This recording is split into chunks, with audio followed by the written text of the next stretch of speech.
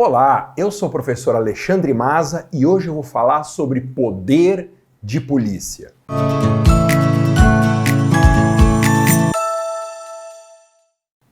O poder de polícia é o que eu chamo de um assunto polivalente no direito administrativo. Por quê? Porque ele é um tema que não se restringe a um único capítulo do direito administrativo. Tanto que no edital do seu concurso, você vai encontrar poder de polícia em vários subtemas distintos. Poder de polícia faz parte do tema poderes da administração, quando a gente estuda comparando com o poder hierárquico, poder disciplinar e outros. Poder de polícia aparece também na intervenção do Estado na propriedade, e aí a gente tem que diferenciar desapropriação, servidão, poder de polícia é um segundo assunto. E tem também um terceiro capítulo do direito administrativo que estuda o poder de polícia, que é o tema da intervenção do Estado no domínio econômico. Por isso, poder de polícia é um assunto que extravasa os limites de um único capítulo. E eu digo ainda que o poder de polícia é tão abrangente e tão complexo que ele geraria um ramo separado do direito administrativo. Daria para existir um ramo só do direito do poder de polícia. Cuidado no poder de polícia com o edital do seu concurso. Esse assunto, poder de polícia, ele pode aparecer no edital com dois nomes diferentes, para tratarem exatamente do mesmo assunto. Ou aparece poder de polícia, que é a nomenclatura tradicional, ou então, cuidado, limitações administrativas à liberdade e à propriedade. Tanto faz falar poder de polícia, como limitações administrativas à liberdade e à propriedade.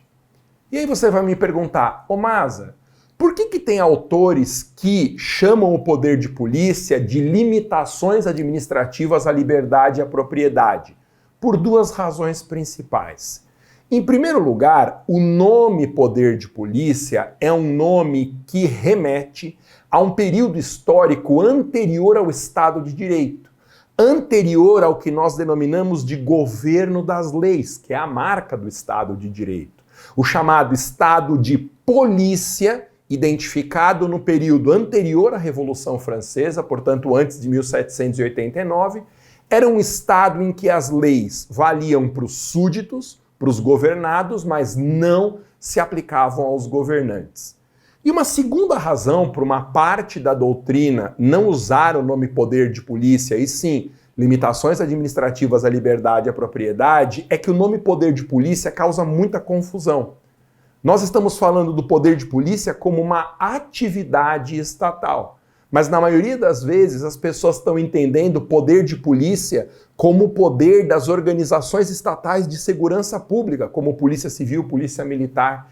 E na verdade, o conceito de poder de polícia ele é muito mais abrangente do que as instituições, Polícia Civil, Polícia Militar, Polícia Metropolitana. Então, essa confusão entre atividade e instituição faz com que uma parte da doutrina não use mais o nome poder de polícia. E um último detalhe importante. Alguns autores não usam o nome poder de polícia, de modo que às vezes esse assunto não cai com esse nome no edital, e aí o edital fala em limitações administrativas à liberdade e à propriedade, porque há uma corrente chamada de corrente negacionista do poder de polícia. Alguns autores, principalmente administrativistas aqui em São Paulo, que rejeitam o poder estatal de limitar a liberdade e a propriedade das pessoas. Então, o que normalmente nós chamamos de poder de polícia não é nem mais um consenso doutrinário, porque os negacionistas rejeitam a possibilidade do Estado intervir na liberdade e na propriedade das pessoas. Resumir o poder de polícia em uma ideia só é pensar que o poder de polícia é um conjunto de limitações estatais à liberdade e à propriedade. Então, toda vez que o Estado cria uma restrição sobre a liberdade e a propriedade de particulares, isso é poder de polícia. Então, a ideia mais interessante para você resumir o poder de polícia é guardar que são essas limitações à liberdade e à propriedade do particular. E preste atenção num detalhe muito importante sobre o poder de polícia. Toda atividade que nós denominamos como poder de polícia é uma atividade restritiva da propriedade e da liberdade dos particulares. Poder de polícia é sempre uma restrição. Por isso, nunca confunda poder de polícia com serviço público. São manifestações da função administrativa, mas completamente distintas. E por quê? Porque o poder de polícia é sempre uma restrição. A doutrina diz que o poder de polícia, ele limita a esfera privada de interesses do particular. Serviço público não. Serviço público é uma atuação ampliativa. O serviço público, ele oferece comodidades e utilidades para o particular. Então, para a gente comparar, o que sempre causa confusão é o exemplo da atividade de segurança pública. Como as instituições que exercem a segurança pública no Brasil são chamadas de polícias, isso já é um indício de que a segurança pública é uma atividade classificada como poder de polícia. Mas as pessoas, elas erram isso. Elas acham que poder de polícia ou a atuação das polícias institucionais é um serviço público. Quando, na verdade, não é serviço público. As polícias não prestam o serviço público porque serviço público é um conceito técnico do direito administrativo. Serviço público é uma prestação do Estado que favorece diretamente o usuário. Então, são serviços públicos: saúde, educação, fornecimento de água, coleta de esgoto, energia residencial, telefonia fixa, gás canalizado, isso é serviço público.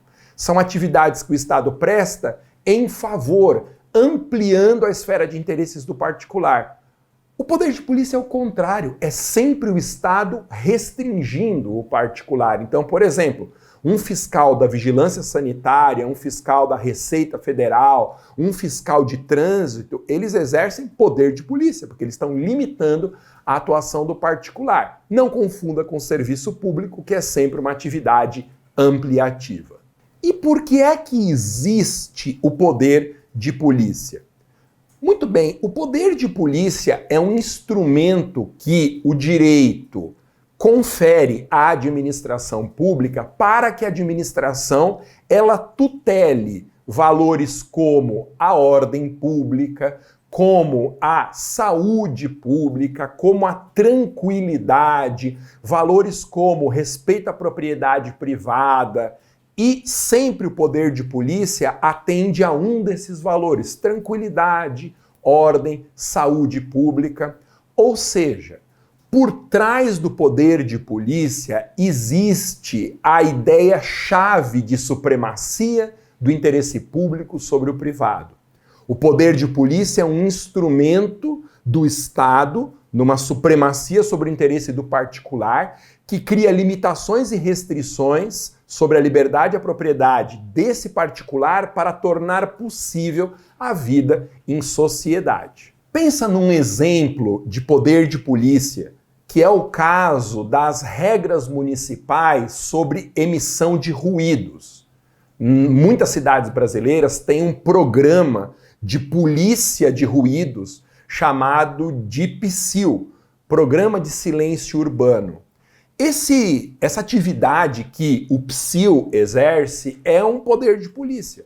É uma limitação da liberdade e da propriedade de estabelecimentos comerciais e de seus donos em favor do interesse público. As regras do PSIL, elas fazem com que ninguém possa emitir ruídos acima do que é aceitável. Isso é poder de polícia. É uma limitação em favor do interesse da coletividade. Se cada um pudesse fazer na vida em sociedade o que bem entendesse com a sua liberdade e com a sua propriedade, o convívio se tornaria, no mínimo, insuportável, se não um convívio inviável. E é para isso que o poder de polícia existe, para viabilizar uma limitação nos interesses do particular, conciliando os interesses privados e os interesses da coletividade. Sobre o poder de polícia, há uma outra informação importante. O conceito de poder de polícia, ele está legislado no Brasil. Onde que está previsto o conceito legislativo de poder de polícia? Está lá no artigo 78 do Código Tributário Nacional. E por que o Código Tributário se preocupou em conceituar o poder de polícia no seu artigo 78? Por uma razão. O exercício do poder de polícia pode ser remunerado por um tributo, por uma taxa de polícia.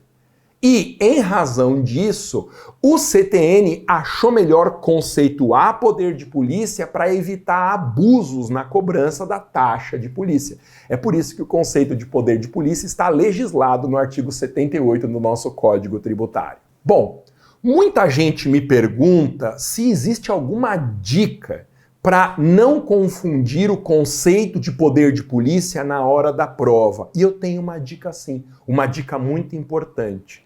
A dica é, toda vez que você encontrar uma atividade estatal de fiscalização sobre o particular, essa fiscalização manifesta o poder de polícia. Então, por exemplo, fiscalização de trânsito, isso é poder de polícia. É o Estado limitando a vida dos particulares. Vigilância sanitária, fiscalização da vigilância sanitária, é poder de polícia em favor da saúde pública. Fiscalização ambiental, é poder de polícia em favor da preservação do meio ambiente. Programa de silêncio urbano, é poder de polícia em favor da tranquilidade pública. Então, para você nunca mais errar, sempre que você encontrar o Estado fiscalizando particulares, isso é uma manifestação do poder de polícia. Falando ainda sobre poder de polícia, é importante você lembrar que existem duas acepções, dois conceitos, dois sentidos diferentes para o termo poder de polícia. Existe o poder de polícia em sentido amplo e existe o poder de polícia em sentido estrito. Em sentido amplo, o poder de polícia, ele é integrado por limitações legislativas e limitações administrativas à liberdade e propriedade.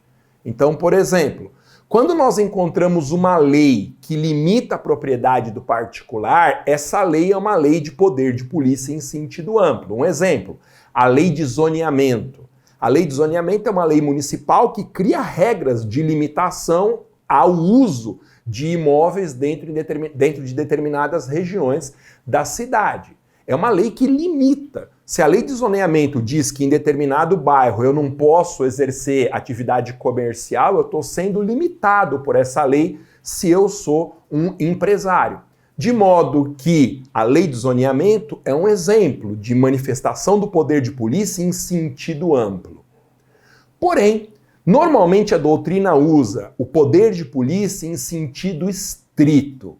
Em sentido estrito, o poder de polícia se restringe a atividades da administração pública, limitando particulares. Então, em sentido amplo, o poder de polícia inclui limitações legislativas e administrativas. Em sentido estrito, o poder de polícia se restringe às limitações administrativas. Outra dica importante sobre o poder de polícia é entender como que ele se manifesta para o particular. O poder de polícia, em regra, ele cria para o particular obrigações de não fazer. O artigo 78 do Código Tributário, ele conceitua poder de polícia e ele destaca que às vezes o poder de polícia ele se manifesta como abstenções de fato. O que são abstenções de fato? São obrigações de não fazer. Na maioria das vezes, o poder de polícia se manifesta para o particular como obrigações de não fazer, como abstenções de fato. Porém, excepcionalmente, o poder de polícia pode se apresentar para o particular também de forma positiva, ou seja, criando obrigações de fazer.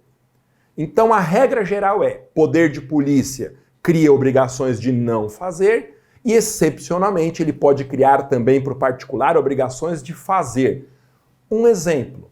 Quando a Constituição, no artigo 5º, ela afirma que a propriedade deverá cumprir a sua função social, a Constituição está criando uma restrição à propriedade dos particulares. Essa é uma regra de polícia da propriedade, de fiscalização sobre a propriedade. E se você pensar bem, cumprir a função social é uma obrigação de fazer. Então é um caso raro em que o poder de polícia aparece para o particular, criando um dever de agir, em vez de um dever de não agir. A maior confusão que as pessoas fazem quando vão estudar o poder de polícia é misturar a polícia atividade com a polícia instituição. São coisas completamente diferentes. O direito administrativo, quando estuda o poder de polícia, ele está estudando uma atividade da administração pública, que é uma atividade de limitação da liberdade de propriedade em favor do interesse público. O poder de polícia é uma atividade, é uma manifestação da função administrativa. Não confunda a atividade com as instituições competentes para exercer o poder de polícia. Então, polícia e atividade é uma manifestação da função administrativa, polícia e instituição são os órgãos estatais encarregados de exercer a polícia e atividade. Então, por exemplo, eu posso dizer que a fiscalização de trânsito é uma manifestação da polícia e atividade, é uma fiscalização sobre particulares. E a companhia de engenharia de tráfego ou entidade estatal equivalente que realiza essa atividade é um exemplo de polícia instituição. Portanto, não confunda polícia atividade com polícia instituição. Quando nós estudamos a polícia instituição, os órgãos e entidades estatais responsáveis pelo exercício do poder de polícia, há um destaque muito importante para as instituições policiais de segurança pública. Polícia Civil, Polícia Militar, Polícia Federal, não é à toa que a Polícia Civil, Polícia Militar, Polícia Federal são chamadas de polícias, porque são instituições encarregadas de exercer a polícia da segurança pública. E quando nós falamos nas instituições de polícia de segurança, há uma diferença importante que a doutrina faz. Existe a chamada polícia administrativa e existe a polícia judiciária. A polícia administrativa, nas entidades de segurança pública, ela tem uma atuação preventiva. Ela tem uma atuação antes da ocorrência do crime. Por exemplo, a polícia militar. A polícia militar é, no Brasil, dentro das instituições estatais de segurança pública, a grande instituição que realiza a polícia considerada polícia administrativa. Por outro lado, a Polícia Civil e a Polícia Federal, elas exercem dentro da segurança pública a polícia judiciária. A polícia judiciária, ela tem um caráter repressivo. Como regra, a polícia judiciária atua após a ocorrência do crime para apuração de autoria e materialidade. Então, guarde bem, comparação entre polícia administrativa e polícia judiciária. Polícia administrativa, atuação preventiva. Polícia judiciária, atuação repressiva. Preventiva é antes do crime, repressiva é após o crime. Segunda diferença importante, a polícia administrativa tem a sua atuação regida pelo direito administrativo, enquanto que a polícia jurisdicional ou polícia judiciária tem a sua atuação regida pelo direito processual penal. Outra dica importante sobre o poder de polícia é que o exercício do poder de polícia no Brasil pode se dar gratuitamente ou de forma remunerada. Quando o Estado exerce o poder de polícia de forma remunerada, o particular que for fiscalizado terá que pagar por essa fiscalização. E esse pagamento é uma taxa, é um tributo previsto no artigo 145, inciso 2 da Constituição, com natureza de taxa. Então, por exemplo, Se uma pessoa vai a uma vara do Poder Judiciário e pede uma certidão de objeto e pé, ela vai ter que pagar por essa certidão. Esse pagamento é uma taxa de polícia. Essa taxa está remunerando a atividade do judiciário de sindicalizar, como nós falamos, as informações sobre o conteúdo de um processo, daí o nome objeto, e o andamento processual desse processo, daí o nome pé. Objeto e pé. Certidão de objeto e pé é uma certidão em que o Estado apresenta informações sobre o conteúdo da lide e o momento em que o processo se encontra. Portanto, toda vez que a gente paga para obter uma certidão, esse pagamento é uma taxa, é um tributo. Outro exemplo interessante de remuneração pelo exercício do poder de polícia é o que nós pagamos para a Polícia Federal para recebermos os passaportes. Então, todo mundo que já viajou para o exterior sabe que para você deixar o país, você precisa ter um passaporte. Para entrar em outro país, você precisa também de um passaporte. Como que a gente consegue esse passaporte? A gente procura a Polícia Federal, vai lá, preenche uma série de requisitos, leva documentos, tal, e paga uma taxa por isso. E aí, se tiver tudo certo, a Polícia Federal expede o nosso passaporte. O que nós pagamos para obtenção desse passaporte é uma taxa de polícia. Para entender o poder de polícia em toda a sua completude, é legal você saber que a doutrina divide o poder de polícia em 4 etapas, ou em 4 ciclos. A etapa da limitação, a etapa do consentimento, a etapa da fiscalização e a etapa da sanção. Portanto, o poder de polícia se divide em 4 ciclos: limitar, consentir, fiscalizar e sancionar. A etapa da limitação do poder de polícia consiste na própria criação da regra restritiva. Então, quando a administração ou o poder legislativo criam uma restrição sobre o particular, nós estamos na fase 1 do poder de polícia, que é a fase da limitação. A fase 2 do poder de polícia é a fase do consentimento.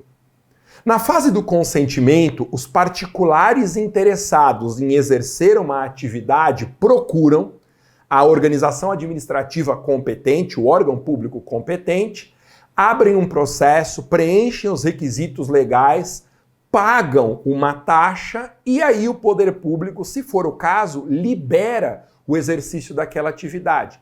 Pensa, por exemplo, no porte de arma. Quando alguém tem direito pela lei de portar uma arma, não é simplesmente sair por aí comprando a arma e andando com ela. Não. É preciso que eu procure o órgão competente. Esse órgão competente vai abrir um processo, vai me cobrar uma taxa, e aí ele vai verificar se eu tenho direito e se é de interesse público que o porte de arma seja atribuído a mim. O que é isso? O que nós temos no porte de arma é uma liberação de uma atividade que, pela lei, estaria proibida, a não ser que o Estado consinta. Então, a segunda etapa do poder de polícia é a fase do consentimento, em que o Estado analisa o preenchimento dos requisitos legais, cobra uma taxa e, se for o caso, libera o exercício da atividade. A terceira etapa do poder de polícia, depois de limitar e consentir, é a etapa mais famosa, chamada de fiscalização. Na fiscalização, as entidades administrativas competentes para o exercício do poder de polícia vão procurar os particulares, às vezes mediante denúncia, às vezes de ofício, para verificar se aquela atividade que o particular exerce ela está licenciada, ou seja, se ela tem uma liberação, um consentimento do poder público, ou se, mesmo tendo esse consentimento, essa licença, esse alvará, se a atividade está sendo exercida nos termos do alvará. Então, a terceira fase do poder de polícia, depois da fase 1 de limitação, da fase 2 de consentimento, é a fase de fiscalização. E a quarta etapa do poder de polícia, a quarta fase do poder de polícia, depois da fase 1, que é a limitação, da fase 2, que é o consentimento, e da fase 3, que é a fiscalização, a quarta etapa do poder de polícia é a sanção. Veja, se o poder público exerce a fiscalização do poder de polícia e constata que o particular ou está exercendo atividade sem o consentimento, sem o alvará, ou fora dos limites do alvará, o Estado vai aplicar uma punição. Essa punição é a fase da sanção do poder de polícia. E, finalmente, para você entender essas 4 etapas do poder de polícia, limitação, consentimento, fiscalização e sanção, eu quero que você pegue um exemplo. Vamos supor o caso de elevadores. Não sei se você sabe, mas o elevador, ele é um equipamento que realiza um serviço público, serviço de transporte coletivo. Embora os elevadores possam estar em prédios privados, é necessário que a prefeitura libere a instalação e o funcionamento de um elevador, porque o transporte coletivo é um serviço público municipal. Muito bem, onde estão, no exemplo do elevador, as 4 fases do poder de polícia? Acompanha comigo. Em primeiro lugar, a fase da limitação.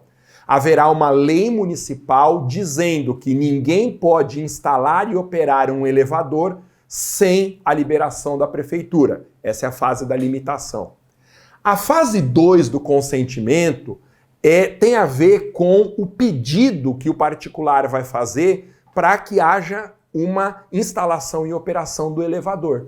Então, se eu tenho uma obra minha, e eu quero colocar um elevador ali dentro, mesmo sendo um prédio privado, é preciso que haja liberação do poder público, eu vou procurar a prefeitura, eu vou abrir um processo, eu vou pagar a taxa, comprovar o preenchimento dos requisitos legais e, se for o caso, a prefeitura vai me dar um alvará. Esse alvará, que no caso dos elevadores chama licença, é o ato de consentimento. Por isso, quando você entrar num elevador, repare que tem uma plaquinha lá, capacidade licenciada, sei lá, 10 pessoas ou 700 quilos. Isso quer dizer que a prefeitura liberou a utilização daquele elevador, mas de forma limitada, estabelecendo, entre outras restrições, um limite máximo de peso que aquele equipamento pode operar. Aí tem, no caso dos elevadores, no exemplo dos elevadores, a terceira fase do poder de polícia, que é a fase da fiscalização. A prefeitura, que é competente para esse serviço de transporte coletivo, ela tem que ter uma estrutura de fiscalização de prédios privados, para verificar se os prédios que têm elevador, em primeiro lugar, possuem o alvará, a licença, e em segundo lugar, verificar se, tendo o alvará ou a licença, o equipamento, o elevador está sendo utilizado nos limites desse ato liberatório. E aí nós temos a terceira etapa do poder de polícia, que é a fiscalização. E nesse exemplo dos elevadores, o poder de polícia tem ainda uma quarta etapa, que é a etapa da sanção. Suponha que a prefeitura mande fiscais num prédio e os fiscais constatem que o elevador está funcionando sem alvará. O que vai acontecer? Esses fiscais vão consultar a legislação municipal sobre o uso de elevadores e verificar qual que é a pena para alguém que opera um elevador sem o alvará. Possivelmente, a pena será de embargo do equipamento. O equipamento vai ser lacrado, ninguém mais poderá utilizar até que o particular pague uma multa e regularize a situação. Então, no caso do uso de elevadores, no exemplo do uso de elevadores, a quarta etapa do poder de polícia é essa de aplicação de sanções para quem exerce atividade sem observar os limites do ato de consentimento. Falando ainda sobre poder de polícia, é legal você lembrar que o poder de polícia ele se manifesta como um poder da administração. Eu gosto de dizer que o poder de polícia é um assunto que ultrapassa os limites de um capítulo do direito administrativo, porque tem poder de polícia estudado dentro dos poderes da administração, tem poder de polícia estudado como instrumento de intervenção do Estado na propriedade e poder de polícia como instrumento de intervenção no domínio econômico. A primeira manifestação do poder de polícia em direito administrativo é o poder de polícia como uma competência da administração. E aí nós estudamos dentro do capítulo dos poderes da administração. É quando a gente compara o poder de polícia com outros poderes. Poder de polícia versus poder hierárquico, poder de polícia versus poder disciplinar, poder de polícia versus poder vinculado. Então, a primeira manifestação do poder de polícia no direito administrativo é o seu estudo dentro das principais competências da administração, ou seja, dentro do capítulo Poderes da Administração. O poder de polícia, ele pode cair na sua prova também num tópico do edital que é a intervenção do Estado na propriedade privada. O poder de polícia, ele também se manifesta dentro desse capítulo do direito administrativo. Isso quer dizer que, diante de todos os instrumentos que o Estado tem para limitar a propriedade privada em favor do interesse público, o poder de polícia é um desses instrumentos. E é importante você guardar que o poder de polícia, ele é uma forma de intervenção chamada de restritiva, ou de uma forma de intervenção que não suprime o domínio. Isso quer dizer o quê? Que no poder de polícia, o Estado cria restrições à propriedade do particular, mas sem incorporar a propriedade ao domínio público. Quer dizer que o poder de polícia não é uma desapropriação. Vamos imaginar um exemplo. Eu tenho um terreno e eu quero construir nesse terreno. Eu vou precisar de uma liberação, de um alvará da prefeitura, ok? Aí, suponha que eu analise esse caso específico. Aí nós temos o poder de polícia como uma manifestação não supressiva de domínio, porque eu terei que respeitar as limitações do direito de construir, mas o imóvel continua meu. A prefeitura não vai desapropriar o imóvel quando ela exerce o poder de polícia. Então guarde bem isso. Poder de polícia é uma forma de intervenção restritiva da propriedade, mas que não transforma a propriedade privada em uma propriedade pública. Uma terceira manifestação do poder de polícia no direito administrativo é o poder de polícia dentro dos instrumentos de intervenção do Estado no domínio econômico. A Constituição Federal, a partir do artigo 170, ela cria mecanismos para o Estado intervir na economia, e o poder de polícia é um desses mecanismos. Perceba, existem instituições estatais que são encarregadas de exercer a polícia da economia. Duas, principalmente, o Banco Central e o CAD. O Banco Central e o CAD são autarquias federais cuja competência principal é a polícia da economia, ou seja, a fiscalização sobre agentes econômicos. No caso do Banco Central, a atividade de polícia que ele exerce é a fiscalização das instituições financeiras. O Banco Central é uma autarquia da União, mas não é um banco de varejo. Ninguém pode ter uma conta no Banco Central. O Banco Central, ele fiscaliza outros bancos e instituições financeiras. É um mecanismo que a legislação brasileira deu para a União para que ela exerça a polícia da economia. Já no caso do CAD, Conselho Administrativo de Defesa Econômica, nós temos uma polícia do mercado.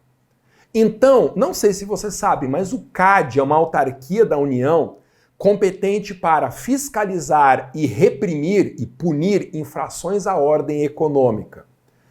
No caso do CAD, o que a União faz por meio da sua autarquia é receber denúncias ou agir de ofício contra empresários, contra agentes de mercado que ferem a livre concorrência, que realizam práticas de concentração de mercado ou práticas que sejam antieconômicas. Por exemplo, você deve lembrar que uma das competências do CAD, como autarquia de polícia de mercado, é autorizar incorporações de grandes empresas em mercados relevantes. Então, suponha que duas grandes cervejarias brasileiras resolvam se fundir. O CAD vai ter que analisar essa operação para saber se a empresa resultante dessa fusão ela não exercerá sobre o mercado de cervejas um controle tão grande que prejudique a concorrência. O CAD faz isso. Então, o CAD é uma autarquia federal que exerce fiscalização, que exerce polícia de mercados. Outro ponto importante sobre o poder de polícia é a questão da delegabilidade do poder de polícia a particulares. A doutrina, como regra, não aceita no Brasil que o poder de polícia seja desempenhado por particulares ou por PJs de direito privado, pessoas jurídicas estatais de direito privado. E por que a doutrina não aceita isso? Porque o poder de polícia é uma manifestação da supremacia do interesse público sobre o privado, que em latim você pode chamar de ius imperii. O ius imperii é a manifestação estatal de supremacia do interesse público sobre o privado. E o poder de polícia, ele se enquadra no ius imperii do Estado. Então, boa parte da doutrina diz o seguinte: como no poder de polícia, quem exerce a fiscalização tem que estar num patamar de superioridade em relação aos particulares, o poder de polícia só pode ser desempenhado por pessoas jurídicas de direito público da estrutura estatal, ou seja, União, Estados, Distrito Federal, municípios e autarquias, fundações públicas, agências reguladoras. Para essa parte importante da doutrina, o poder de polícia não pode ser delegado a particulares e nem a entidades estatais de direito privado. Empresas públicas, sociedades de economia mista, subsidiárias do Estado não poderiam, segundo a maioria da doutrina, exercer o poder de polícia. Mas cuidado! Mesmo entre os autores que não admitem o exercício do poder de polícia por particulares ou entidades estatais de direito privado, criam uma restrição importante.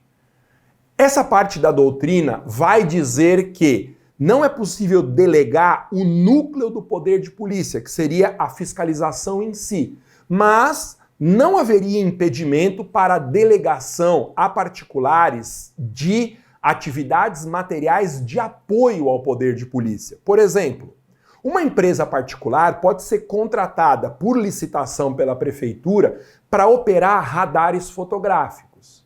Diz a doutrina que instalar o radar fotográfico, operar o radar fotográfico e até filmar ou fotografar as infrações de trânsito são atividades materiais de apoio ao poder de polícia. Não são a fiscalização em si, mas um apoio prévio que a empresa dá para que a prefeitura realize a fiscalização.